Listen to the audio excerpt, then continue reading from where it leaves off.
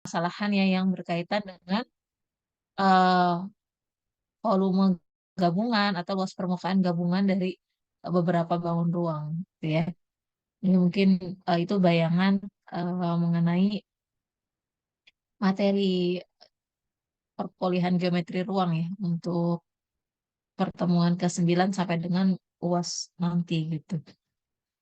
Oke, untuk hari ini kita akan mulai membahas tentang prisma terpancung.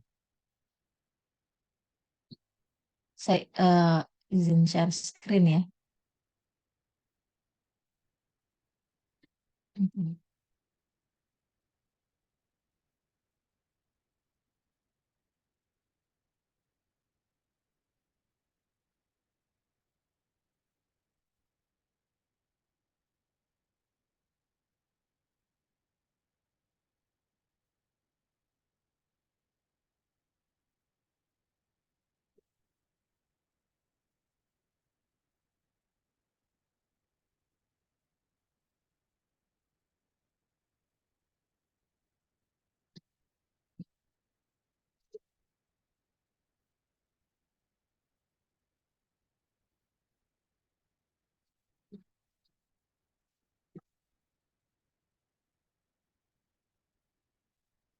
Oke, sebelum ke prisma terpancung, mungkin kita ingat kembali itu ya konsep tentang prisma ya yang sudah pernah eh, dipelajari ya pada pertemuan yang sebelumnya gitu ya. Nah, ini juga bisa berkaitan dengan irisan bidang. Ini saya mungkin ingatkan kembali ya sedikit tentang prisma gitu. Nah, kemudian eh, prisma itu kan bisa diiris ya oleh bidang. Nah, kalau dia itu eh, apa namanya kedudukan bidang pengirisnya itu tegak gitu ya, sejajar atau memotong rusuk tegaknya kan bentuknya seperti ini. Ya, jadi bisa dia itu eh, bidang irisannya sejajar dengan rusuk tegak prisma, ya dia nanti akan misalnya membagi prisma seperti ini, seperti gambar 4.23A ini ya. Nah ini eh, diiris gitu ya, diiris sebuah prisma diiris dengan bidang yang sejajar dengan rusuk tegaknya. Ya, kalau prisma kan kita tahu ada alasnya, ada alas bawah, alas atas gitu ya. Kemudian ada rusuk-rusuk tegaknya. Nah, kemudian kalau misalnya ada bidang yang mengiris atau ya mengiris ya bidang irisan yang sejajar dengan rusuk-rusuk tegaknya, nah hasilnya seperti ini gitu. Ya, atau misalnya kalau bidangnya itu dia eh, memotong rusuk-rusuk yang berdekatan ini ya, jadi tidak sejajar tapi berpotongan tuh. Dan kalau yang C ini kalau dia yang yang satunya melalui rusuk tegak dan juga memotong, nah, atau dia melalui eh, dua rusuk tegak ya, atau yang bagian yang D ini, nah ini adalah bidang diagonal ya. Bidang irisannya ini merupakan bidang diagonal dari prisma. Nah, itu kalau posisi bidang irisannya seperti itu. Nah, eh, yang jenis keduanya, kalau bidang irisannya itu dia memotong eh, rusuk tegak ya, atau juga perpanjangannya seperti ini. Jadi ada prisma ABC DEF ya. Ada prisma ABC DEF, kemudian ada bidang irisan katakan A aksen, B aksen, C aksen gitu ya. Atau A double aksen, B double aksen, C double aksen. Kalau ini ada dua ya yang irisnya nih, yang bawah A aksen ini mungkin agak ini ya berbayang tulisannya harusnya bidang pengirisnya ada dua. Nah, yang pertama itu A aksen, B aksen, C aksen. Nah, bidang pengiris yang kedua ini adalah A double aksen, B double aksen, C double aksen. Itu ya. Nah, kalau bentuknya seperti ini, ya posisi bidang irisnya seperti ini, nah dia akan mengakibatkan prisma ini eh, terpotong kan ya, maksudnya terbagi menjadi beberapa bagian, gitu ya. Nah, kalau eh, di sini teoremanya irisan prisma oleh bidang-bidang yang sejajar dan selalu memotong semua rusuk tegak itu akan kongruen. Ya, jadi yang namanya prisma ya yang sudah dipelajari sebelumnya, dia itu kan eh, alas bawah dan alas atasnya itu kongruen ya, kongruen kan ya. Dan kemudian dia eh, kayak misalnya ini ABC dengan DEF-nya kan itu dia kongruen dan sejajar kan ya. Ya, kalau gampangnya kita lihat sini ada prisma segitiga atau balok itu kan juga sebenarnya salah satu jenis prisma kan ya. Prisma yang alasnya adalah persegi misalnya atau persegi panjang. Nah, itu kan alasnya sama-sama persegi atau persegi panjang gitu ya, sama dengan atasnya. Alas mungkin kita bisa sebut alas bawah dan alas atas gitu ya, atau alas dan tutup. Ya, sebenarnya eh, agak kurang tepat kalau kita sebut alas dan tutup gitu ya karena yang namanya bangun ruang itu kan kita bisa lihat dari berbagai posisi gitu ya. Bisa jadi kalau misalnya kita lihat ini alasnya itu di bawah bisa jadi yang di atas itu bisa jadi alas juga gitu dan seterusnya gitu ya. Jadi kadang ada yang menyebut alas bawah dan alas atas atau ada alas ada tutup. Nah, itu alas bawah dan alas atasnya pada sebuah prisma itu kan dia sejajar dan juga kongruen. Ya. Nah, kalau ada bidang pengiris yang sejajar dengan alas prisma, misalnya A aksen, B aksen, C aksen. Nah, kemudian ada bidang pengiris kedua yang sejajar juga dengan alas prisma. Ada A double aksen, B double aksen, C double aksen. Dia misalnya sejajar juga gitu ya. Nah, ini bisa dikatakan gitu ya teoremanya bahwa si A aksen, B aksen, C aksen dia itu akan kongruen dengan A double aksen, B double aksen, C double aksen. Gitu ya. Kalau secara intuisi ya kita bisa menerima itu kan ya. Dia pasti kongruen kan. Jadi ada eh, misalnya ada prisma segitiga, kemudian dia diiris gitu sejajar tapi bidang pengirisnya itu sejajar dengan alas. Nah, kemudian dia ada bidang pengiris yang lain yang dia itu juga sejajar dengan bidang alas. Nah, pasti dua bidang pengiris ini kan juga pasti sejajar kan, dan dia juga pasti kongruen. Ya, nah itu jadi kata kuncinya kalau dia sejajar dengan alas maka akan menghasilkan bidang pengiris yang kongruen. Nah, ini untuk pembuktiannya bisa pakai apa namanya konsep-konsep pada kesejajaran ya, pada kesejajaran.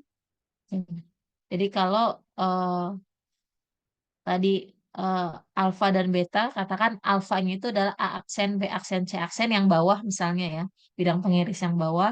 Kemudian bidang betanya itu adalah A double aksen, B double aksen, C double aksen yang atas, bidang pengiris yang atas gitu ya. Maka eh, karena keduanya sejajar dengan alas gitu ya, maka kalau misalnya A aksen, B aksen, C aksen diketahui sejajar dengan ABC. Kemudian A double aksen, B double aksen, C double aksen itu diketahui juga sejajar dengan ABC.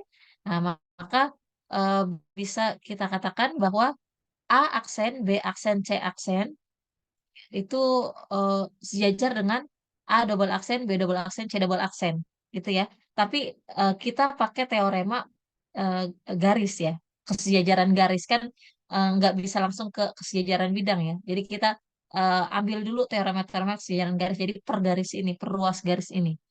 Karena A aksen, B aksen itu sejajar dengan AB, kemudian A double aksen, B double aksen, ruas garis A double aksen, B double aksen ini sejajar dengan AB juga, maka A aksen, B aksen ini sejajar dengan A double aksen, B double aksen. Gitu ya. Nah, karena eh, tadi sejajar, maka A aksen, A double aksen yang rusuk tegak yang kecil ini, itu juga sejajar dengan B aksen, B double aksen. Nah, gitu ya. Nah, dengan demikian apa namanya? eh, ini adalah jajaran genjang. A aksen, B aksen, B double aksen, A double aksen. Itu adalah jajaran genjang. Nah, sehingga kita bisa katakan bahwa A aksen, B aksen itu sama ya, panjang dengan A double aksen, B double aksen. Nah, itu dengan cara yang sama kita bisa eh, terapkan untuk menentukan bahwa B aksen C aksen itu juga sama panjang dengan B double aksen C double aksen, dan C aksen A aksen itu akan sama panjang dengan C double aksen A double aksen gitu ya. Nah, dengan demikian diketahui bahwa keduanya kongruen ya dengan apa postulat sisi. Nah, ini tentang apa namanya kekongruenan bidang pengiris ya. Nah, tapi nanti yang kita pelajari di prisma terpancung ini tidak seperti ini. Kalau misalnya ya, tadi ada prisma ABC, ABCDEF, sorry, ABCDEF. Kemudian diiris dengan bidang A aksen, B aksen, C aksen. Di mana A aksen, B aksen, C aksennya ini itu sejajar dengan ABC. Oke, kira-kira eh, A, B, C, A aksen, B aksen, C aksen itu merupakan bangun apa?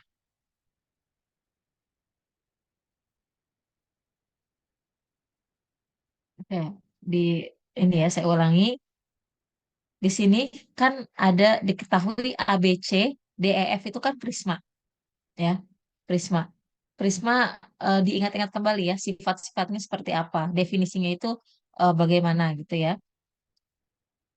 Kalau A, B, C, D, E, F ini adalah sebuah prisma ya. Kemudian dia diiris dengan bidang kita fokus ke yang pengiris salah satu pengiris saja ya. Misalnya yang A aksen, B aksen, C aksen. Di mana bidang pengirisnya ini sejajar dengan A, B, C, gitu ya. Nah, berarti kalau kita potong, kita ambil eh, A, B, C, bangun A, B, C, A aksen, B aksen, C aksen. Nah, ini kan prisma yang sudah terpotong kan ya? Prisma yang sudah terpotong ya. Iya, Bu. Oke, ya, jadi misalnya yang bagian bawahnya itu ya. Yang atasnya misalnya dibuang dulu gitu. Nah, itu bangunnya masih memenuhi sifat-sifat prisma nggak? Masih. Masih ya. Cuman tingginya aja kan yang jadi berkurang. Masih Iya, ya. Bu. Karena Masih. ABC-nya itu sejajar dengan A aksen, B aksen, C aksen. Dan dia juga pasti kongruen kan? ABC-nya juga kongruen dengan A aksen, B aksen, C aksen. Ya, dengan demikian, kalau posisi bidang pengirisnya itu sejajar, maka eh, potongan-potongan bidang yang dihasilkan ini ya prisma juga, gitu kan ya?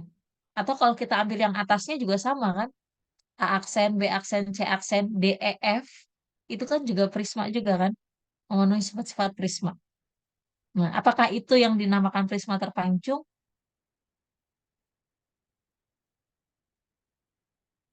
Ternyata bukan ya. Nah, bukan gitu. Jadi karena prisma terpancung dengan prisma itu punya sifat yang berbeda, ya.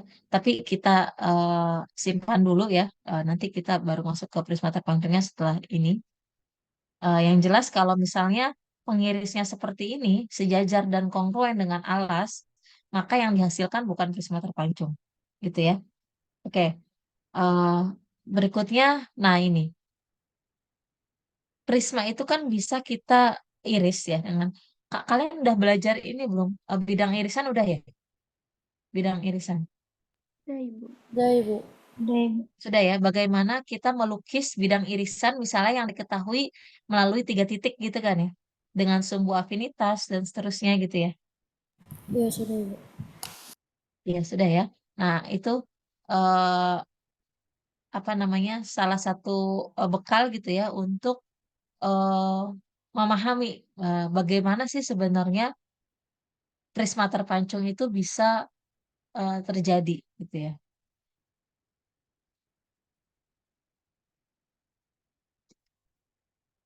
Mhm.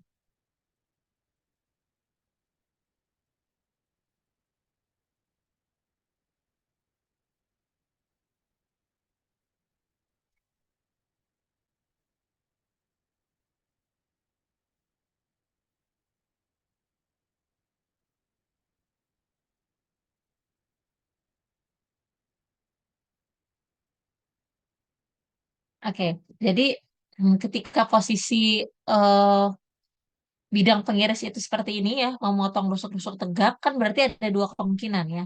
Yang pertama, bidang pengirisnya itu sejajar dengan alas, gitu ya.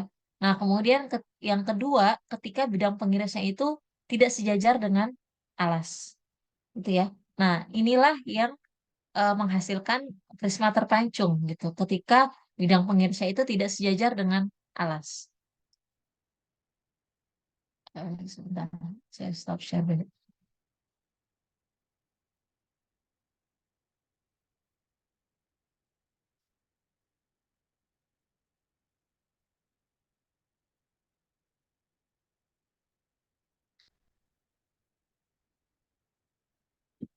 Nah, ini ya, yang akan kita eh, pelajari pada hari ini mengenai prisma terpancung. Oke. Sudah terlihat ya PowerPoint-nya ya? Sudah, Ibu. Nah, Bu. Oke. Nah, ini. Jika sebuah bidang yang tidak sejajar bidang alas suatu prisma memotong semua rusuk prisma itu, ya, kalau dikatakan, ini maksudnya rusuk tegak ya, rusuk tegak. Jadi kan rusuk kan alas juga ada rusuknya kan ya. Alas maupun tutup ini kan ada rusuknya. Ini maksudnya memotong semua rusuk tegak ya. Rusuk tegak prisma itu, maka prisma tersebut terbagi menjadi dua bagian yang masing-masing disebut prisma terpancung. Gitu ya. Nah, ini misalnya ini ada prisma. Kemudian dia dipotong nih, diiris nih oleh bidang pengiris. Nah, yang tidak sejajar, tidak sejajar. Nah, kalau misalnya sebenarnya ya, kalau dikatakan bidang pengiris itu nggak mentang-mentang ini dia segitiga, kemudian bidang pengirisnya segitiga juga. Enggak ya, sebenarnya bidang pengiris ini bisa diperluas kan. Jadi luas sekali gitu, bidang pengirisnya itu luas gitu kan. Maksudnya membleber sampai keluar luar gitu kan ya. Nah, tapi yang kita perhatikan adalah perpotongan antara bidang pengiris itu ya dengan prismanya. Nah, makanya hasilnya kan hanya ini kan. Kita fokus ke sini aja bidang pengirisnya ini. Irisannya ini ya, irisan bidangnya yang ini yang segitiga di tengah-tengah ini. Nah, ini adalah irisan bidangnya. Nah, ketika irisan ini, bidang pengiris ini tidak sejajar, ya, kata kuncinya dia tidak sejajar dengan bidang alasnya prisma, dan kemudian dia memotong, ya, memotong semua rusuk prisma itu, tuh ya. Jadi eh, dia nggak bisa kalau misalnya eh,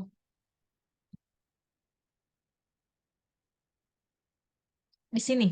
Misalnya dia mengiris, kemudian dia ngirisnya di sini, kemudian ke ujung sini.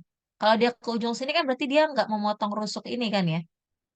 Nah itu eh, tidak termasuk apa namanya kondisi yang menghasilkan prisma terpancung. Misalnya seperti ini ya. Kalau misalnya eh,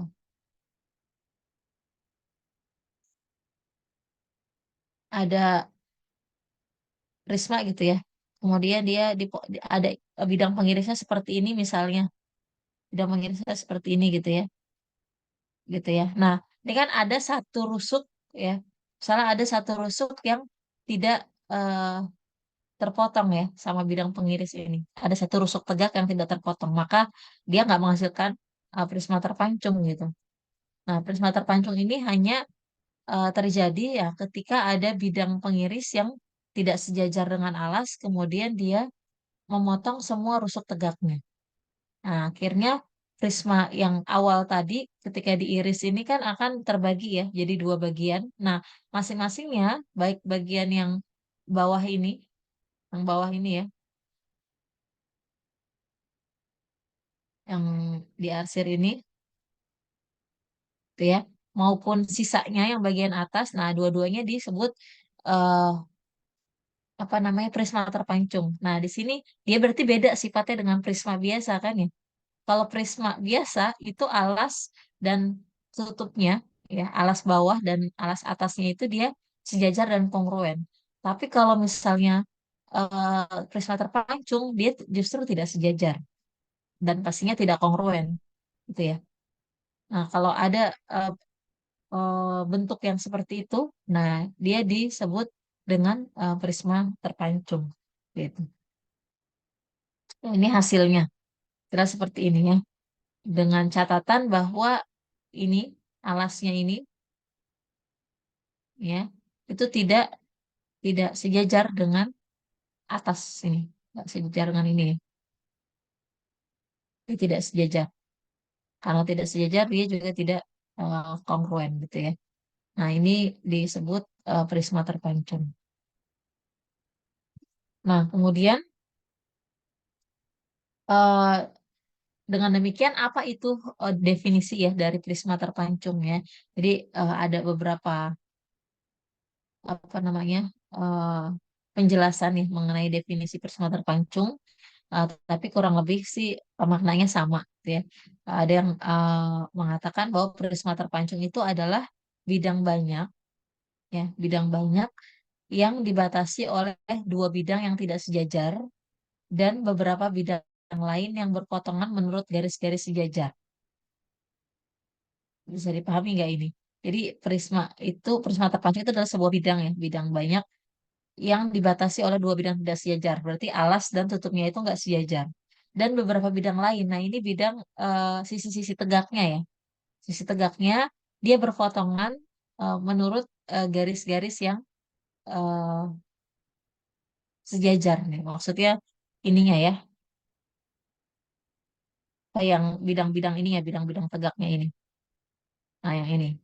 Dia kan dengan ini kan mereka saling berpotongan kan satu sama lain menurut garis-garis yang sejajar. Nah, itu eh, definisi yang pertama gitu. Atau ada juga yang mengatakan bahwa prisma terpancung adalah sebuah bidang yang tidak sejajar bidang alas suatu prisma dan memotong semua rusuk prisma. Oke, maksudnya ini tadi bidang irisan ya. Jadi kalau ada bidang irisan yang nggak sejajar dengan bidang alas suatu prisma, kemudian memotong semua rusuk prisma. Jadi kalau definisi yang kedua ini, dia itu masih bawa-bawa prisma asalnya gitu ya. Tapi kalau definisi yang pertama, dia udah eh, membahas prisma terpancung sebagai sebuah bidang atau sebuah bangun yang berdiri sendiri gitu. Nggak peduli asalnya itu seperti apa gitu ya. Tapi kalau yang definisi kedua ini masih bergantung pada bangun asalnya ya, prisma. Kan asalnya prisma. Kemudian dia dipotong dengan bidang yang tidak sejajar dengan alasnya. Nah, itu hasilnya itu adalah prisma terpancung gitu ya. Nah, kemudian definisi yang ketiga, prisma yang bidang alas dan bidang atasnya tidak sejajar. Nah, ini lebih sederhana ya. Nah, intinya seperti itu ya. Jadi ketiga definisi ini bisa kita terima gitu ya untuk memahami apa itu sih prisma terpancung. Ini misalnya ada bangun PQRS, TUVW. TUVW ini sebuah prisma. Nah, kemudian ada bidang pengiris KLMN misalnya yang tidak sejajar dengan PQRS. Artinya tidak sejajar juga dengan TUVW kan ya.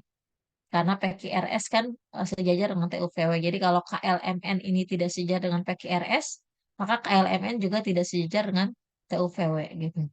Nah, maka akan menghasilkan prisma terpancung nih, yaitu PQRS, KLMN, dan juga apa?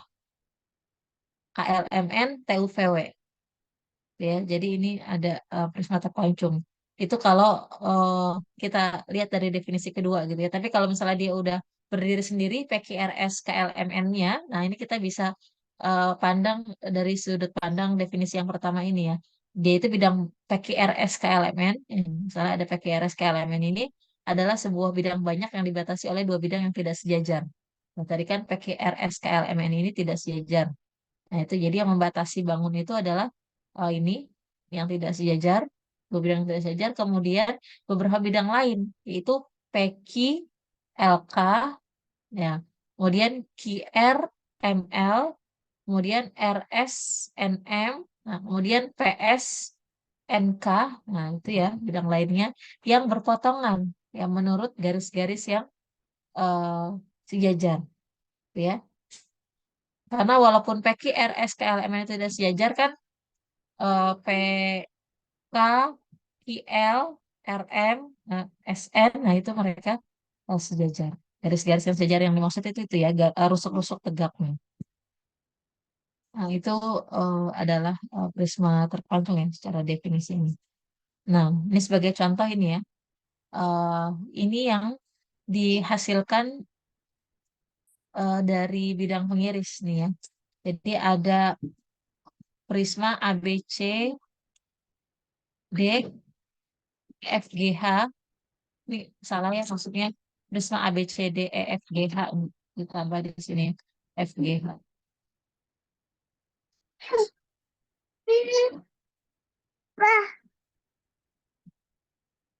dengan bidang yang melalui titik PQS ya. Tadinya tadinya hanya ada titik PQS gitu. Nah, kemudian dari titik PQS itu dibuat bidang irisan. Ini kan udah belajar ya.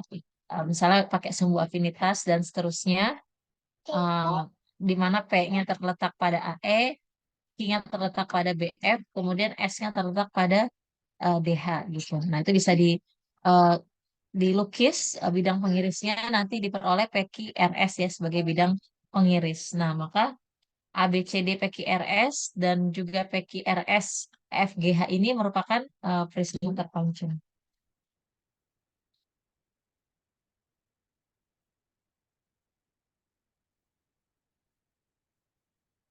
Nah, yang harus kita ketahui eh, dari prisma terpancung ini ya, berdasarkan RPS tadi adalah volumenya. Kalau volume prisma apa? Volumenya itu luas alas ya dikalikan dengan tinggi ya. Iya, Bu. Gitu kan ya. Luas alasnya dikalikan dengan tinggi. Nah, tingginya itu yang mana?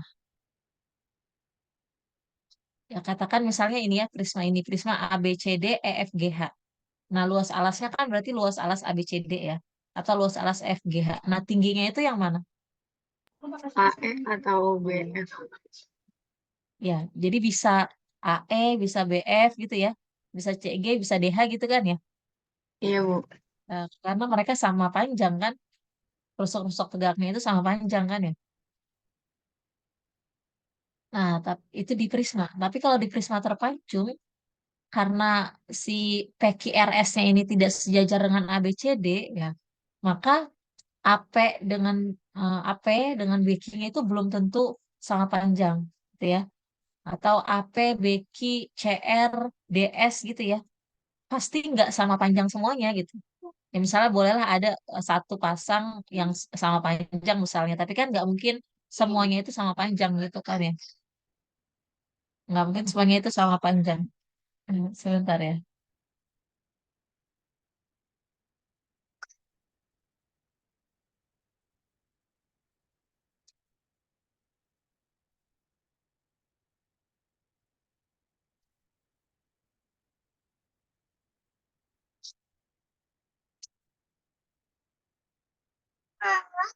Sebentar. Maaf sebentar ya.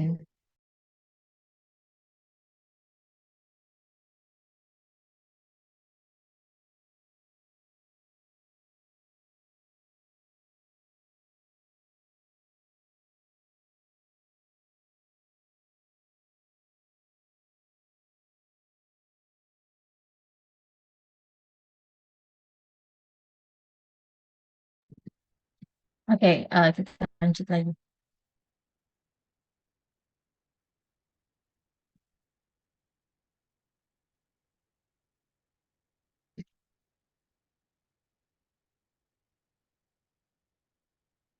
Nah, ini eh, tadi rusuk-rusuk tegaknya itu tidak sama panjang, ya, tidak sama panjang semuanya gitu. Jadi eh, berarti problemnya ya kalau kita apa namanya kita eh, tinjau dari volume prisma gitu ya. Oke, alasnya ada nih, alasnya ada. Tapi bagaimana dengan tingginya gitu? Rusuk mana yang harus kita pilih sebagai tinggi gitu ya? Nah, ternyata volume prisma terpacung itu merupakan hasil kali luas irisan siku-siku dengan rata-rata tinggi prismanya, gitu ya. Yang diambil tingginya itu adalah tinggi rata-ratanya. Nah, ini disebutnya itu bukan luas alas, bukan hasil kali luas alas dengan rata-rata tinggi prisma gitu ya.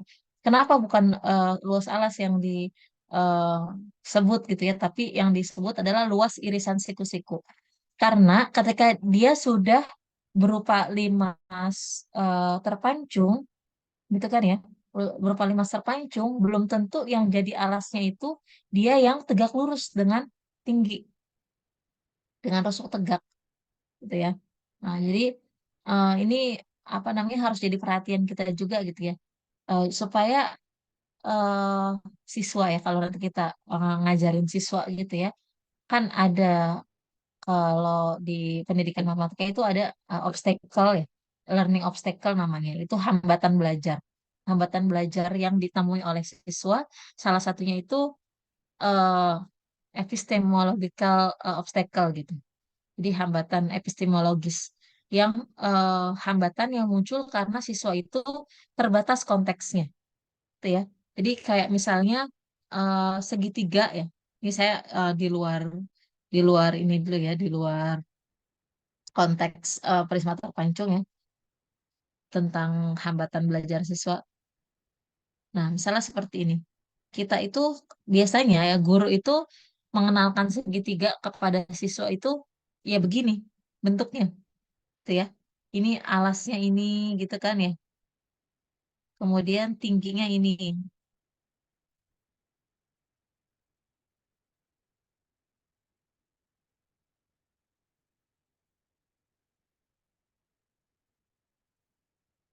Nah, biasanya yang pertama-tama dimunculkan seperti ini gitu ya.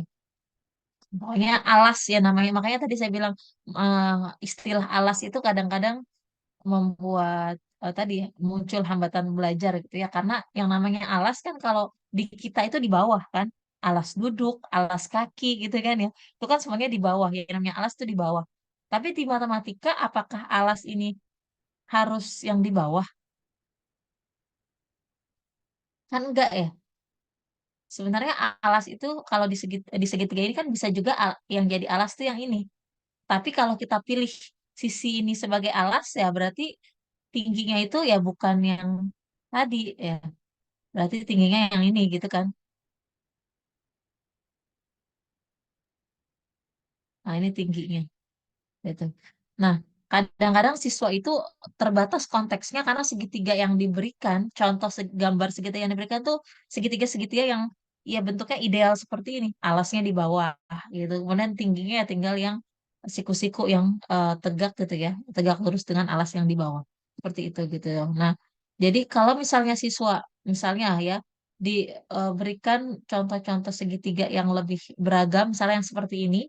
Nah, ini kan nanti eh, apa namanya siswa akan berpikir kan alasnya itu yang mana gitu. Nah, ternyata setiap sisi segitiga itu bisa jadi alas, gitu kan? Nah, asal kalau kita pilih alasnya yang ini misalnya ya berarti tingginya juga harus menyesuaikan dan seterusnya. Gitu. Demikian juga dengan dibangun ruang. Nah, prisma terpancung ini nggak melulu alas itu yang tegak lurus dengan sisi tegaknya. Nah, makanya di sini dikatakan bahwa volume prisma terpanjang itu merupakan hasil kali bukan alas, tapi luas irisan siku-siku. Ya, jadi bidang pengiris yang dia tegak lurus dengan rusuk tegak. Nah, kemudian dikalikan dengan rata-rata tinggi prisma.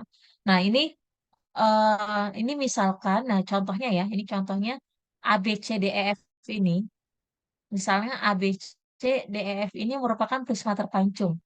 Ya. Mungkin sekilas kita lihat A, B, C, D, F ini adalah prisma gitu kan ya. Kemudian PQR ini adalah pengirisnya gitu ya. Tapi kalau yang dimaksud pada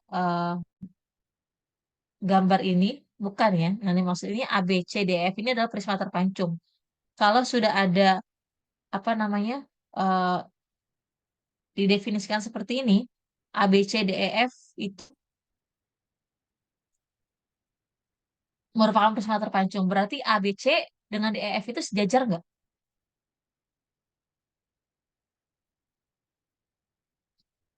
Tidak ya. Jadi ABC itu tidak sejajar dengan DEF karena sudah didefinisikan dikatakan di soal gitu ya. di soal ini bahwa ABCDEF itu adalah prisma terpancung. Berarti sudah pasti ABC itu tidak sejajar dengan DEF.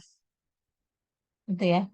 Nah, bisa jadi ya, bisa jadi baik ABC maupun DEF itu tidak ada yang apa namanya tegak lurus dengan rusuk tegak.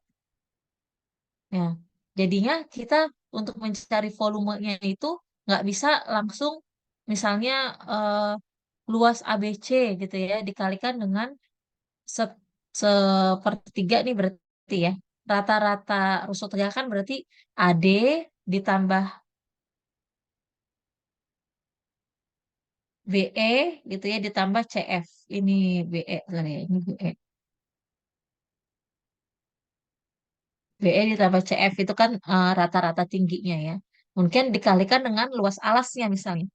Nah, alasnya itu ABC. Nah, tapi belum tentu ABC ini tegak lurus dengan eh, BE tuh. Atau DEF. DF ini belum tentu tegak lurus dengan BE atau dengan CF atau dengan AD. Nah, makanya yang didefinisikan sebagai volume prisma terpancung adalah hasil kali luas irisan siku-siku. Gitu ya. Bisa jadi irisan siku-sikunya itu adalah ya yang lain yang harus dibuat lagi gitu ya. Atau yang harus diketahui lagi. Dalam hal ini PQR misalnya. Tapi jarang sih dalam soal-soal biasanya yang siku-siku itu adalah alasnya gitu atau mungkin tutupnya. Salah satunya itu kan mereka berdua nggak sejajar. Nah, salah satunya itu yang eh, apa namanya tegak lurus ya dengan rusuk tegak gitu ya.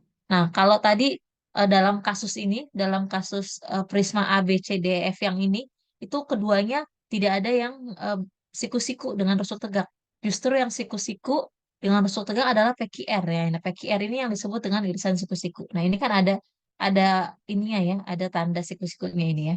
Berarti si PQR ini tegak lurus dengan rusuk-rusuk tegaknya. Nah, ini kan ada PR-nya ini tegak lurus dengan CF gitu misalnya ya.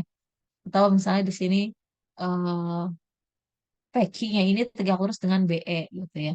Nah, maka pada kondisi yang seperti ini, volume prisma terpancung ABCDEF itu adalah luasnya luas PQR dikalikan dengan rata-rata tinggi prisma atau rata-rata rusuk jumlah rusuk tegaknya ya. Jadi karena ini ada tiga rusuk tegaknya, AD ditambah BE ditambah CF ya, dibagi tiga dikalikan dengan luas PQR itu ya. Jadi itu yang perlu apa diperhatikan bahwa ketika dalam soal itu apa namanya diketahui alas saja gitu itu belum tentu siku-siku. Tapi biasanya di soal itu diketahui bahwa alasnya itu tegak lurus ya dengan rusuk tegaknya. Hmm. Nah, itu bisa kita langsung apa namanya pakai apa luas alasnya, luas ABC-nya. Ya, jadi kebanyakan kalau di soal-soal eh, yang sederhana gitu ya, itu langsung aja diketahui misalnya alasnya berupa segitiga gitu ya. Nah, kemudian tingginya sekian sekian sekian gitu ya. Berarti yaitu berarti sudah secara tidak langsung bahwa alas segitiganya tadi itu dia tegak lurus dengan rusuk tegak sehingga yang digunakan untuk mencari volume adalah luas alasnya itu gitu ya. Kecuali kalau ada informasi lain yang diberikan seperti ini ya, bahwa yang tegak lurus adalah bidang irisannya, bidang irisan yang lain ya di luar alas dan tutup misalnya gitu ya, seperti itu. Jadi ini yang harus diperhatikan ya, bahwa volume persatu panjang adalah hasil kali luas irisan siku-siku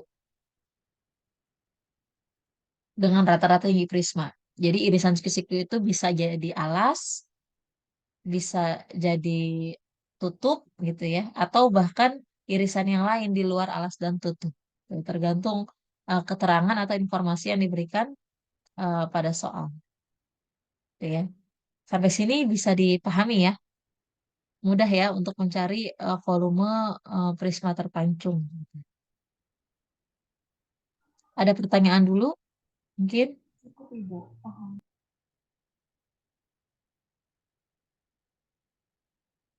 Mungkin sejauh Belum Belum ya? ini ada, Bu. dari saya belum ada, Ibu. Oke, baik. Kita lanjut ya. Ini ada beberapa soal. Bisa coba kalian kerjakan dulu masing-masing ya. Ini ada 4 soal. Nah, ini saya sengaja kasih soalnya dalam bahasa Inggris gitu ya, karena eh, ada istilah-istilah yang perlu kita pahami gitu ya. Kayak prisma terpancung itu eh, truncated prism ya. Artinya ini artinya terpancung. Istilah ini artinya terpancung. Terpancung. Nah, di sini kata-kata right prism ini, nah itu adalah prisma tegak gitu ya, prisma tegak. Dengan demikian, kalau sudah ada kata-kata right prism, nah itu berarti yang jadi base, yang jadi alasnya itu pasti dia siku-siku dengan rusuk tegaknya, gitu ya. Dia itu siku-siku gitu. Jadi eh, kita nggak perlu ragu lagi gitu ya kalau sudah dikatakan truncated right prism gitu misalnya, karena dia itu prisma tegak di mana alasnya itu dia tegak lurus dengan eh, apa rusuk-rusuk tegaknya gitu ya.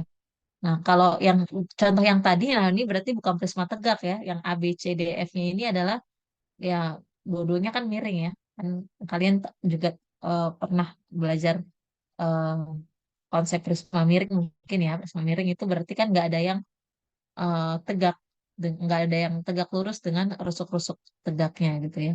Nah, tapi kalau ada istilah right prism ini berarti dia eh, merupakan prisma tegak gitu ya. Di sini has an equilateral triangular base ya. Jadi alasnya itu berupa segitiga sama sisi ya.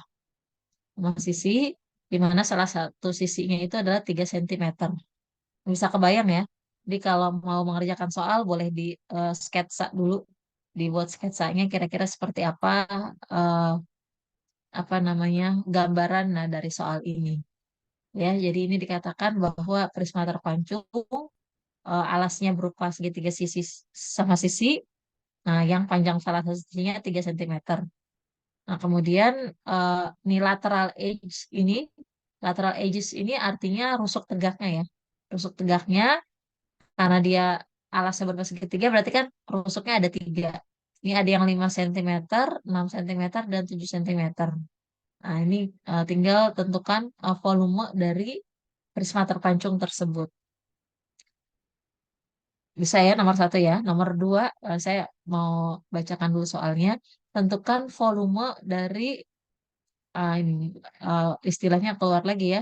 Truncated right square prism. Berarti dia prisma tegak yang alasnya adalah persegi dan dia terpancung, ya. Nah, ini kalau di bahasa Inggris kan dia biasanya punya urutan ya, urutan untuk menyatakan suatu benda itu ya. Ini kan kata sifat kata-kata penjelasnya ada dia itu square, berarti alasnya persegi, kemudian right berarti dia prisma tegak, kemudian truncated berarti dia prismanya itu prisma terpancung. Yang rusuk alasnya ya berarti karena alasnya tadi square persegi ya, berarti panjang rusuknya 4, nah berarti semuanya 4 gitu. Kemudian lateral edges-nya itu ada uh, 6 feet, 7 feet, 9 feet, and 10 feet gitu. Nah, ditanya volumenya. Nah, kemudian yang ketiga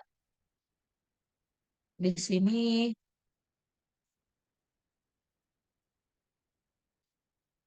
truncated prism memiliki horizontal triangular base ABC. Jadi ada alasnya ini segitiga ABC, segitiga ABC ya. AB-nya 10, BC-nya 12, CA-nya 8. Nah, kemudian vertical vertical edges-nya ini istilah lainnya dari lateral edges. Jadi ini adalah rusuk tegak itu bisa disebut vertical edges atau lateral edges gitu yang eh, melalui ABC. Nah, kemudian ini secara berurutan 20, 12, dan 18 ya panjang. Nah, kemudian tentukan volume dari prisma ini. Nah, ini soal-soal nomor 1, 2, 3 ini soal-soal yang dasar ya. Jadi sudah diketahui bahwa dia itu prisma tegak yang untuk mencari luasnya itu irisan siku-sikunya itu ya pakai luas alas aja gitu. Nah, nomor 4 juga demikian, cuman ini yang ditanya bukan volumenya. Nah, volumenya sudah diketahui. Ini ada alas dari sebuah prisma terpancung yang alasnya segitiga, kemudian panjang sisinya 20, 12, dan 18 cm. Kemudian vertical edges-nya ini melalui dua dua sudut tadi ya, dua titik sudut ya. Ini 40 dan 35. Nah, volumenya diketahui 3.732,89 cm kubik. Yang pertanyaannya, berapa panjang dari rusuk yang ketiganya? Tadi kan panjang rusuknya baru diketahui 2 ya. Nah, panjang rusuk yang ketiganya berapa?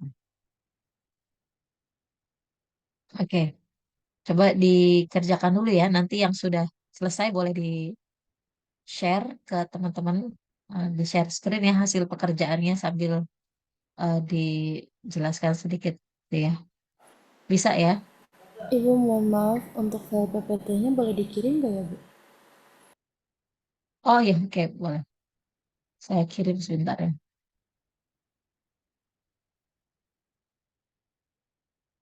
Berapa? Nomor 3, tapi saya boleh nanya dulu nggak, Bu? Ya, makan. Itu kan alasnya segitiga ya, Bu. Mm-mm. AB-nya 10, BC-nya 12, CA-nya 8. Iya. Itu bisa nggak kalau alasnya 10, tingginya 8? Gimana alas apanya? Alas segitiganya.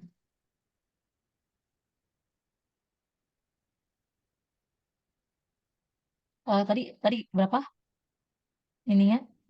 AB-nya 10, BC-nya 12, Oh, CA-nya mm. 8. Ya, kemudian yang dijadikan ini. Menjadi alasnya 10. Kalau kalau alasnya seperti itu, kira-kira bentuknya segitiga apa?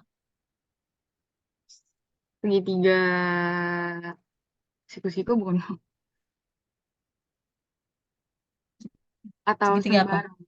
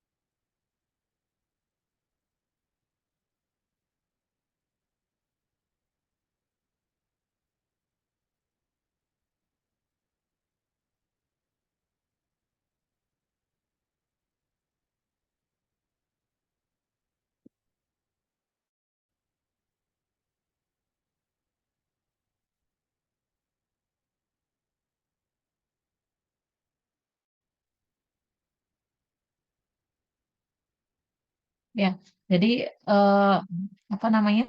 Kalau prinsipnya kan untuk mencari luas segitiga gitu ya, alas dikali tinggi gitu kan ya.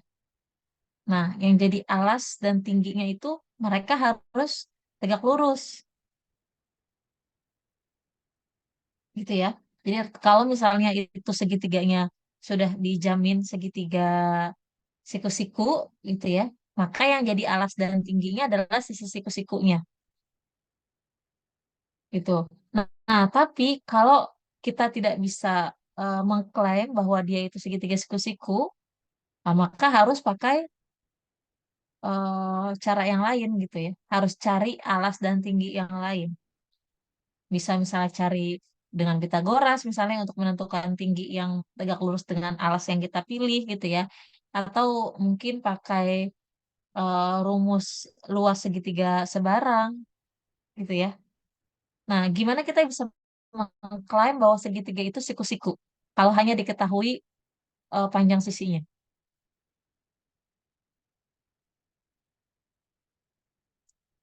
Gimana kira-kira?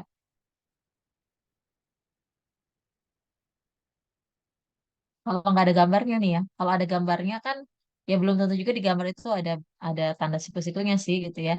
Tapi kalau misalnya di gambar udah jelas ada tanda siku-siku ya kita gampang milihnya itu alas dan tingginya cari aja mereka yang saling tegak lurus itu pasti jadi alas dan tinggi. Tapi kalau misalnya tidak ada keterangan siku-siku kita harus yakinkan diri kita gitu ya untuk mengklaim bahwa dia itu segitiga siku-siku. Nah, gimana kira-kira? Hanya diketahui ini panjang sisinya. Kalau saya eh, katakan misalnya ada segitiga, ya, itu panjang sisinya adalah 3 cm, 4 cm, dan 5 cm. Kira-kira itu segitiga siku-siku bukan? Siku-siku, Bu. Siku-siku ya, kenapa? Karena Tri- sisi yang paling panjang kalau dikuadratin itu sama dengan jumlah dari akar, gimana ya? Jadi kayak 5 kuadrat sama dengan Iya. akar dari 3 Mereka itu kuadrat. triple Pythagoras gitu ya, sederhananya gitu ya. Tiga, Iya, empat, lima itu adalah triple Pythagoras, gitu ya. Nah, Iya. jadi kalau misalnya sisi segitiga diketahui, yang dia itu adalah triple Pythagoras, berarti dia adalah sisi siku-siku. Nah, yang jadi alas dan tingginya adalah dua sisi terpendeknya kan, berarti 3 sama 4. Jadi luas segitiganya adalah 3 dikali 4 dibagi 2 gitu ya untuk cari luas alas segitiga tadi. Oke ya, jadi eh, lihat dulu dia triple Pythagoras atau bukan. Kalau dia bukan triple Pythagoras, berarti dia pasti bukan segitiga siku-siku. Itu jadi kita nggak bisa asal pilih mana yang jadi alas, mana yang jadi tinggi gitu. Kalau kita belum bisa mengklaim mereka itu tegak lurus, gitu ya. Nah, sebenarnya eh, kita dibantu ya dengan adanya rumus segitiga sebarang. Tahu kan ya segitiga sebarang gimana rumus luasnya?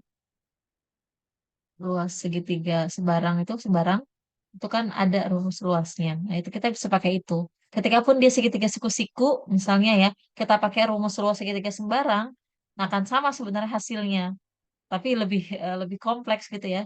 Jadi kalau kita udah tahu dia segitiga siku-siku, ya pakai aja yang alas kali tinggi bagi 2, di mana alas dan tingginya itu adalah dua sisi terpendek dari triple Pythagoras ya, dengan sisi yang diberikan. Gitu ya, Riani. Jadi untuk yang tadi nomor 3, kira-kira bisa nggak langsung dijadikan sisinya itu sebagai alas dan tinggi? Cari dua sisi terpendek, Bu. Iya, kalau kita udah yakin kalau dia itu segitiga siku-siku. Sekarang yang nomor 3, segitiga ABC-nya itu segitiga siku-siku bukan? Bukan, Bu. Bukan, iya berarti nggak boleh ya. Kita langsung luas segitiganya itu 8 dikali 10 dibagi 2 nggak boleh karena dia kita belum bisa klaim sebagai segitiga siku-siku gitu. Nah, jadi harus pakai rumus luas segitiga yang lain gitu. Atau misalnya mau dicari oke kalau alasnya 10 kira-kira tingginya berapa? Misalnya pakai Pitagoras kah, pakai apa gitu ya. Itu bisa bisa juga ketika diperoleh tinggi. Tapi yang jelas kalau dia bukan segitiga siku-siku pasti kalau alasnya salah satu di antara sisi ini ya, misalnya alasnya 10. Nah, maka tingginya bukan yang 8 dan 12 pasti. Atau alasnya 12 kita ambil. Berarti tingginya itu bukan yang 8 atau 10. Kita harus cari tinggi yang lain. Karena 8 dan 10, kalau BC kita jadikan alas, kita nggak bisa jadikan CA dan AB itu tinggi. Karena CA dan AB itu tidak tegak lurus dengan BC. Gitu ya. Jadi harus cari garis bantu lain, garis tinggi gitu. Atau kita pandang ABC ini sebagai segitiga sembarang gitu ya. Nah, kita pakai rumus luas segitiga sembarang. Coba diingat-ingat lagi. Yang pakai itu loh. Yang akar dari S dikali S min A, S min B, S min C gitu ya. Di mana S-nya itu adalah setengah keliling. Itu bisa juga pakai rumus itu. Silakan mana yang kira-kira lebih memudahkan. Cari dulu tingginya, tinggi segitiganya ya. Atau eh, langsung pakai rumus tadi yang eh, pakai S setengah keliling tadi. Itu ya, bisa dipahami? Bisa, Bu. Saya coba lagi ya, Bu. Ya, silakan.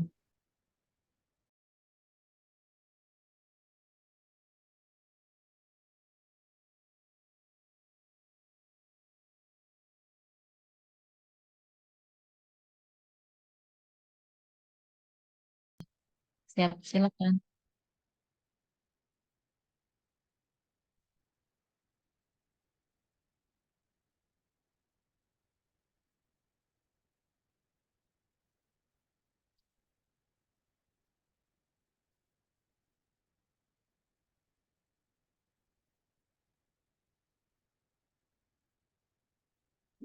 Ibu saya izin share screen ya, Bu.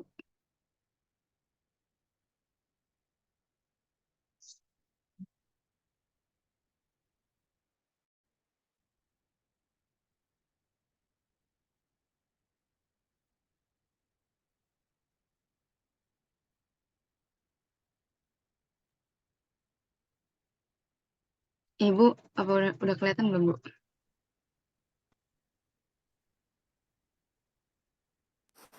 Udah, Li. Oh, oke.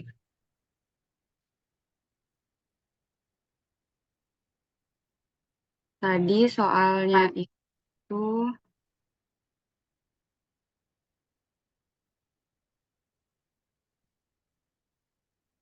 eh,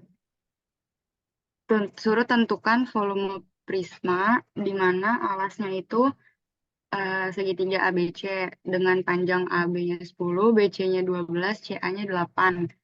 Terus garis vertikal yang melewati AB sama C itu 20, 12, 18.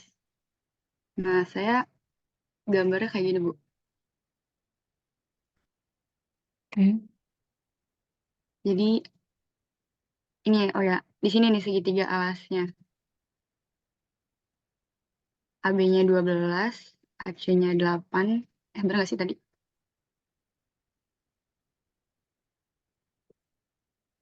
Baru. Oh, AB-nya 10, BC 12. Oh, salah ini, Bu. AB-nya 10, BC 12, CA-nya 8. Ya, saya kebalik naruh panjangnya dulu.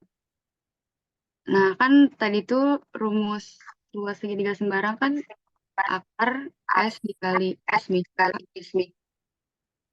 dikali S min B dikali S min C.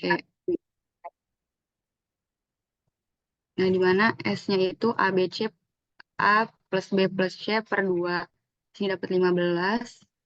Terus dimasukin 15 S-nya 15, 15 dikurang A, 15 dikurang 8, 15 kurang 10, 15 kurang 12.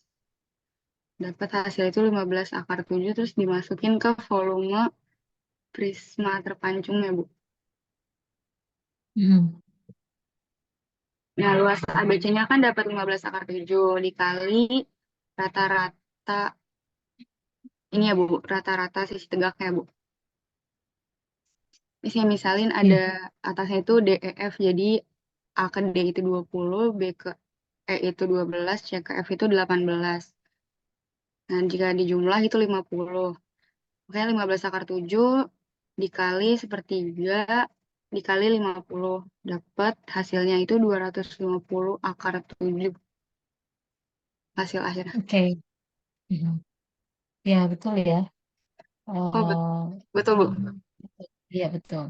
Nah, ini ya, tadi eh di sini kan sebenarnya kan mudah ya. Kalau kita udah dapat luas alasnya, kemudian tahu tingginya ya untuk menentukan volume limas terpancungnya ya. itu kan cukup dicari luas alasnya, kemudian dikalikan dengan rata-rata dari tingginya, gitu ya. Nah, tadi mungkin yang hampir kurang tepat ya tadi ya sebelum ini, itu Iya, adalah mencari luas alasnya, gitu ya. Jadi itu apa namanya hati-hati gitu. Kita harus paham betul alasnya ini berupa apa gitu ya. Misalnya kalau segitiga, segitiganya segitiga apa. Gitu ya. Karena ini nggak dijelaskan dalam soal kan ya. Nggak iya, dijelaskan apakah di segitiga siku-siku, apakah sama kaki, apakah sama sisi. Ya yang jelas bukan sama sisi dan sama kaki ya. Karena sisinya beda semua. Jadi mungkin memang ada indikasi ke segitiga siku-siku kan ya. iya, Karena angka-angkanya itu kan yang satu ada dua yang terpendek, ada satu yang paling panjang gitu ya. Seolah-olah itu hipotenusanya gitu. Tapi ternyata ketika dicek dia bukan segitiga siku-siku. Jadi eh, anggap dia sebagai segitiga sebarang sembarang. gitu ya. Oke. Ibu mau tanya berarti nggak bisa pakai yang 6, 8, 10 ya, Bu? Tadi saya ngiranya idenya pakai yang ini, Bu. Jadi garis Ya, bantu kalau itu dibagi dua. Nggak bisa ya, Bu? 6, 8, 10 yang mana tuh? Oh, oke. Nggak bisa, kenapa? Karena yang 12-nya ini, garis tingginya itu dia ti- tidak ya, belum tentu Iya, membagi AB itu sama panjang, oke, Bu. ya kan? Berarti belum Belum tentu tentu kebagi sama dua ya, Bu? panjang.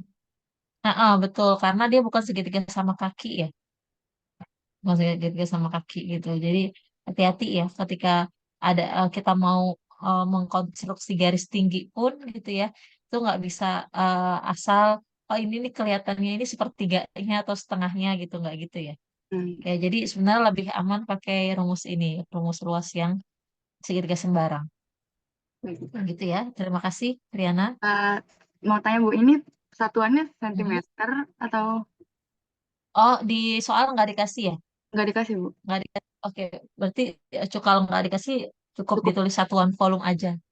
Atau karena soalnya nggak ngasih, berarti nggak usah dikasih juga nggak apa-apa gitu. Tapi kalau ini bisa ditulis satuan volume. Jadi 250 akar 7 satuan volume atau cukup 250 akar 7 aja gitu. Ya, baik, Bu. Makasih, Bu. Ya, sama-sama. Ya, itu nomor 3 tadi sudah terjawab ya. Silakan yang mau coba menjelaskan nomor 1, 2, atau 4. Ada? Ibu saya mau coba nomor 2, Bu. Ya udah oke di tes. Septi mau 2, ya Diani udah ya. nggak apa-apa. Enggak, Silakan. belum Aku satu deh. mau nanya. Tapi kalau Adita udah Adita. Oh iya. Gak apa-apa Bu, Adita aja Bu. Nggak apa-apa. Saya satu aja deh, Bu. Saya udah ngerjain dua-duanya soalnya. Gak usah berebutan. Sweet coba sweet. Tapi Jadi kan belum selesai Bu, saya baru mau nanya dulu. oke, silakan. Gimana? Untuk ini kan gambarnya prisma segi 4 ya Ibu. Yang nomor berapa? Nomor 2 Ibu. Iya, prisma persegi ya. Heeh, persegi. Sebentar Terus? ini Heeh. terbatasnya dulu. Tapi kan dia kan sama 10. Berarti kan kita ambil kita bikin area terpancungnya ya Ibu. Iya, Saya share screen dulu sebentar.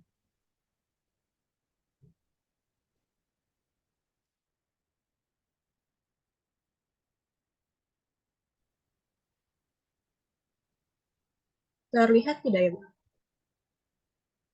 iya Belum kelihatan. terlihat dari sini. Belum. Masih loading.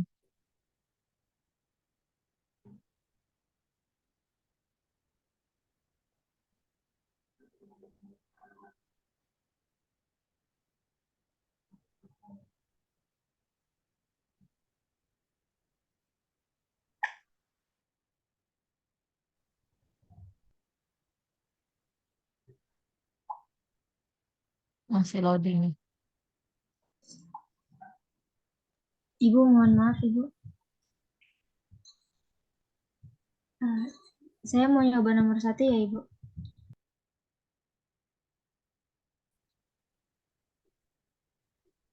Oke, siapa yang nomor 1 tadi?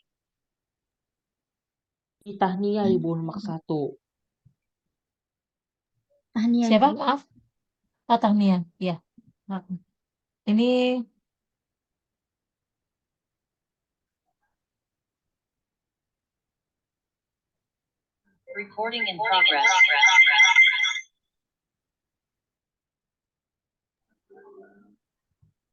ya silakan dijelaskan. Halo Ibu, apakah suara saya terdengar Ibu? Ya, terdengar. Iya, maaf ya Ibu, tadi nge-lag. Ini Ibu kan udah bikin area terpancingnya ya Ibu, dengan sisi tegaknya ada yang 6, ada yang 7, ada yang 9, ada yang 10. Kalau yang di Mhm. Ibu tadi yang menjelaskan pada segitiga itu kan luas sih eh, daerah terpancungnya ya Bu. Nah, berarti kalau ini juga pakai Mhm. luas IJKL Bu. Ini saya namain titik I, J, K, dan L. Atau bisa menggunakan luas alas ya Ibu.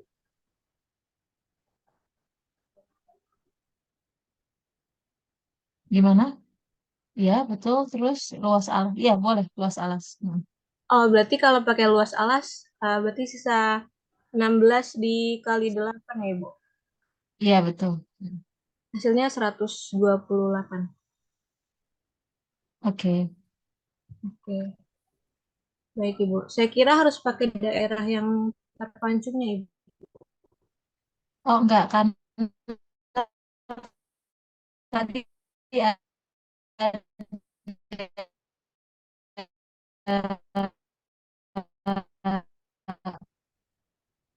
itu ya, tadi kan intinya itu yang tegak lurus dengan jadi dia prisma tegak. Kalau prisma tegak, dia alasnya akan tegak lurus dengan rusuk tegaknya, gitu ya.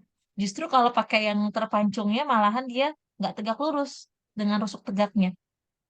Jadi justru yang diambil adalah luas alasnya.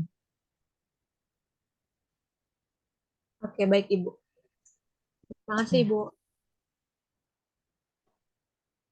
kayak sama-sama.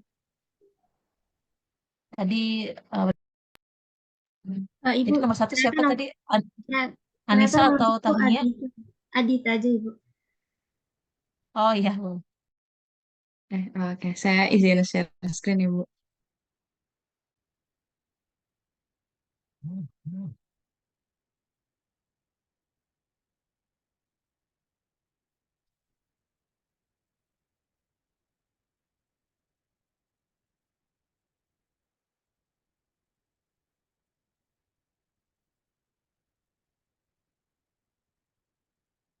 Sudah terlihat belum ya Ibu?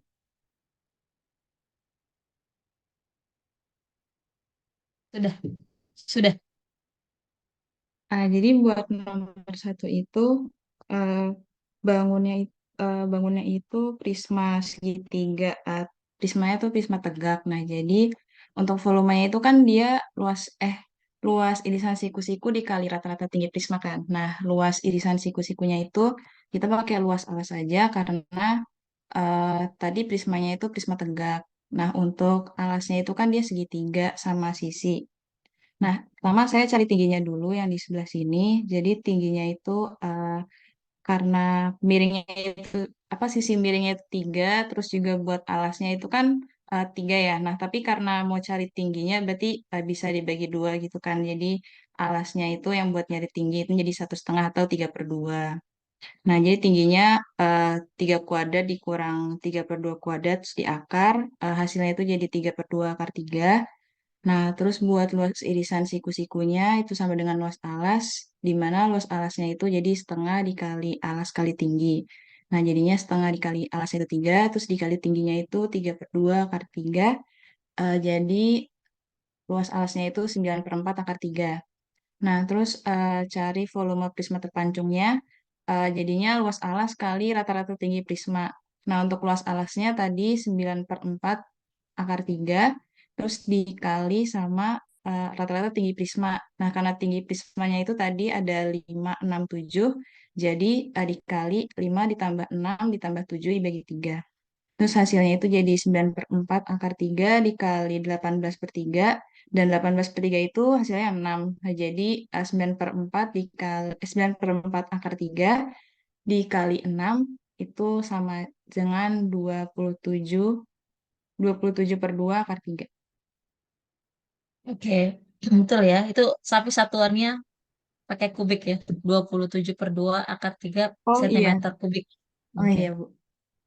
Nah, ini yang tadi sempat kita bahas juga ya. Jadi, ketika ini segitiga sama sisi, nah ini sebenarnya bisa pakai rumus luas yang tadi Triana lakukan ya, yang pakai S itu, atau cari tinggi segitiganya. Nah, ini yang Adita pakai itu ya, alas kali tinggi bagi dua ya, tapi dicari tingginya yang ya memang sesuai gitu ya. Ketika kita pilih salah satu sisi dari segitiga sama sisi ini sebagai alas, maka tingginya kan harus tegak lurus ya.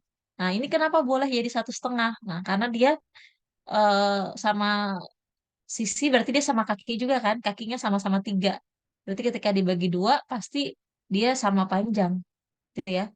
Yang garis tingginya membagi dua sama panjang 1,5, 1,5 dengan 1,5. Nah, kalau ini baru boleh ya. Kita bisa yakin bahwa ini setengahnya ini 1,5 gitu. Dan ternyata dicari ya, eh, tinggi segitiganya adalah 3/2 akar 3. Nah, sehingga diperoleh luas alasnya adalah 9/4 akar 3.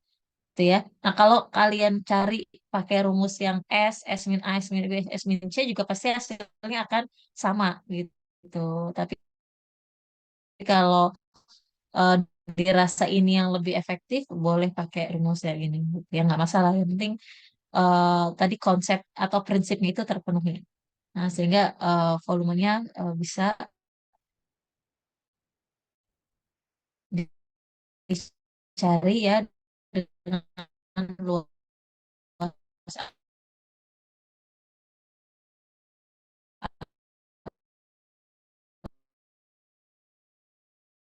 atas dikali rata-rata. Terima kasih. Bentar ya, Bu.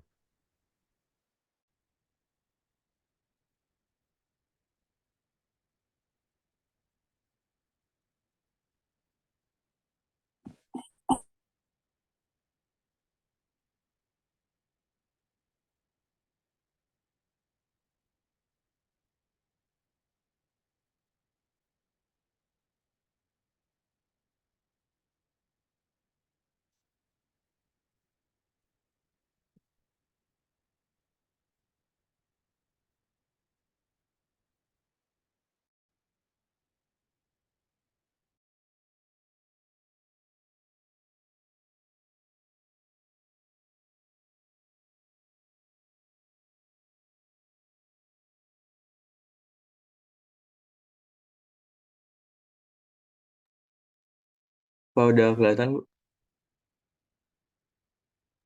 Ya, sudah terlihat.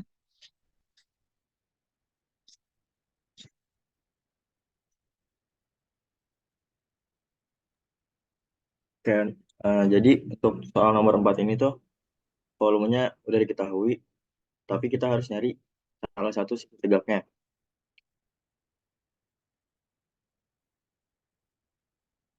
Nah, kayak, kurang lebih alas segitiganya tuh panjangnya 20, 12, sama 18. Seperti ini. Nah, karena kita nggak tahu dia tegak lurus apa enggak, jadi kita pastiin dulu tingginya. Ini saya pakai cara saya sendiri ya, Bu. Ini kan segitiga sembarang 20, 12, sama 18. Berarti kita harus nyari tinggi segitiganya itu yang ini. Itu bisa didapat dari operasi ini. Nah, dapatlah nilai P-nya itu 17/9. Nah, berarti kita bisa nyari tinggi segitiganya, yaitu didapat 11,9 tinggi segitiganya. Nah, maka luas segitiganya berarti kan alasnya 18 dikali tingginya 11,9, itu dapat 107,1. Terus kita balik lagi ke volume prisma. Volumenya udah diketahui di soal, 3.732,89. Berarti kan sama dengan luas irisan siku-sikunya yang tadi kita dapat 107,1 dikali 1/3 dari rata-rata ininya, dikali rata-rata rusuk tegaknya. Itu kan 40, 35 sama satu lagi yang kita cari X. Dibagi 3. Oke, ini bisa kita pindahin 3-nya ke ruas kanan, 107-nya ke ruas kanan. Ruas kiri, sorry, ruas kanannya berarti tinggal 40 tambah 35 tambah X. Nah, ruas kirinya kita hitung jadi 104,6 sama dengan 75 ditambah X. Maka nilai X-nya atau sisi tegak satunya lagi adalah 29,6. Seperti itu. Oke, ya terima kasih Fauzan. Ya betul ya. Dan ini ada cara lain untuk mencari tinggi ya berarti ya dari Fauzan. Jadi eh, kalau kita belajar waktu itu segitiga ya di SMP atau SMA gitu ya. Jadi untuk mencari yang tinggi ini ya ketika sisi mana yang diketahui itu kan bisa dicari kan ya. Gitu. Jadi kalau di sini 20 pakai 20 kuadrat itu 18 kuadrat tambah 12 kuadrat dikurang 2 dikali 18 dikali P ini ya. Nah, ini P-nya ini eh, yang tadi itu ya, yang tadi t- apa namanya? Yang Triana itu dibagi 2 langsung. Nah, kalau ini nggak bisa dibagi 2 langsung kan harus ada prinsip-prinsip tertentu yang dipenuhi. Nah, ini juga bisa pakai ini gitu ya. Ayo. Jika diperoleh ya nilai P-nya, kemudian tingginya eh, akhirnya diperoleh. Nah, kalau ini agak agak panjang nih ya, agak panjang untuk mencari tinggi segitiganya dulu gitu ya. Nah, tapi akhirnya diketahui nih. Nah, ini apa namanya tingginya jadi mungkin ini karena ada pembulatan ya, ada pembulatan, Ya, ada pembuat. pembulatan di sini. Nah, Heeh, itu ya. Ini di pas 11,9 atau 11,9 sekian. 11,89. Oh, oke, Oke, 11,89. Oke. Jadi dibulatkan di 11,9 gitu ya. Kalau misalnya pakai tadi rumus yang S min B gitu dan seterusnya gitu ya. Nah, itu juga hasilnya mirip ini ya, mirip ini. Tadi karena ada pembulatan jadi agak ada selisih di sini. Nah, di sini kan 29,6 gitu ya. Kalau tadi pakai rumus yang lebih singkat, pakai yang segitiga apa sembarang itu bisa hasilnya 30 gitu. Nah, tapi nah, pentingnya di sini ya kalau guru gitu ya, kalian misalnya ngelihat jawaban siswa kalian punya kunci jawabannya, jawaban akhirnya beda dengan kunci jawaban kita, nggak langsung disalahin. Oh, ini kunci jawaban kita misalnya 30 gitu. Tapi siswanya jawabnya 29,6, oh berarti salah nih gitu ya. Gitu. Tapi lihat dulu prosesnya gitu, karena ada proses yang sedikit berbeda gitu ya di pembulatan misalnya dan seterusnya. Jadi hasil akhirnya mungkin akan berbeda. Nah, tapi bukan berarti dia salah gitu. Hanya apa namanya tidak sama persis dengan kunci yang kita buat misalnya dan itu nggak salah gitu ya. Ketika semua prinsip-prinsip dipenuhi gitu ya, konsep-konsepnya juga benar gitu ya, maka ya hasilnya juga benar gitu. Walaupun hasil akhirnya tidak sama persis misalnya dengan kunci yang dibuat gitu ya. Nah, jadi harus dipahami ini ada berbagai macam cara tadi ya untuk mencari luas segitiga gitu. Dan ini salah satu caranya. Oke, terima kasih, Ozan. Oke, berarti sudah semua soal dijawab ya. Tadi ada 4 eh, soal sudah dijawab semua. Mudah-mudahan yang lain juga sebenarnya ya saya yakin semuanya juga udah mengerjakan ya dan hasilnya juga eh, apa namanya sama lah gitu ya, kurang lebih sama gitu ya. Kalau ada yang misalnya kurang tepat bisa diperbaiki lagi gitu ya.